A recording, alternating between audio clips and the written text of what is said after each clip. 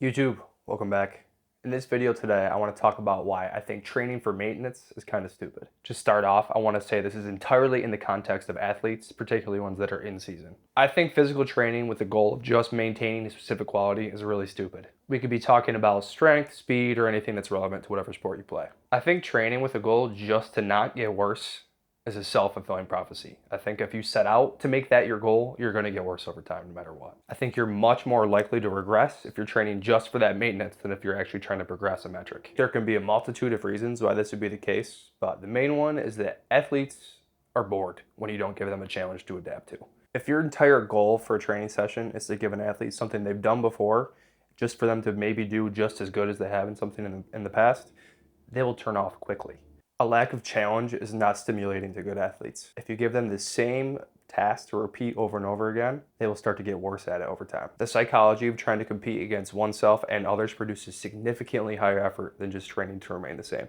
Getting this high level of effort is key, especially at this time of year when you have limited resources to train. This is not to say that training in season should look exactly the same as the off season. Adjustments need to be made. We can perform overall less work on a training day, but still put a high amount of stress on the system.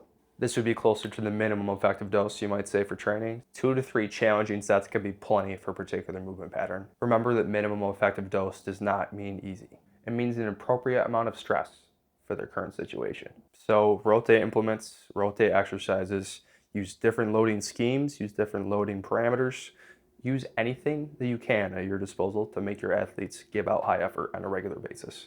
This could be different for different qualities too. Microdosing speed work, full sprints, short accelerations, longer distance sprints, and jumps all should be done as well. It's hard to prescribe set and rep numbers for dynamic qualities like this.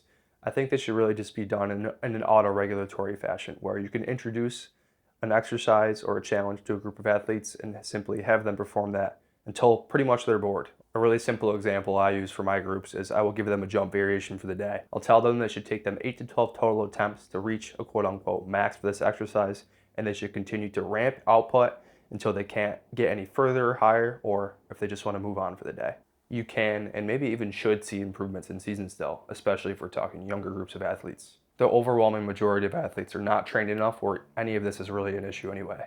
Simply provide a challenge, let athletes get excited about that challenge, and those higher levels of excitation will lead to higher levels of adaptation. Remember why we're training in the first place. If your physical training is not leveling up your athletes, if it's not challenging them, if it's not helping them produce force at higher levels, why are you even doing it? If you're not going to train with the goal of improving metrics, you may as well just send them home. So don't overcomplicate it. Don't think your athletes are soft because they're in season and they're practicing. Give them something challenging to do and reap the rewards. No, you shouldn't get weaker in season. You should get stronger, you should get faster, and you should perform at a higher level as the season goes on. That's all for today. Thank you for watching. Check out Brickwood Concurrent in the description. Some good training ideas in there that maybe you can apply to yourself and your athletes. See you in the next one.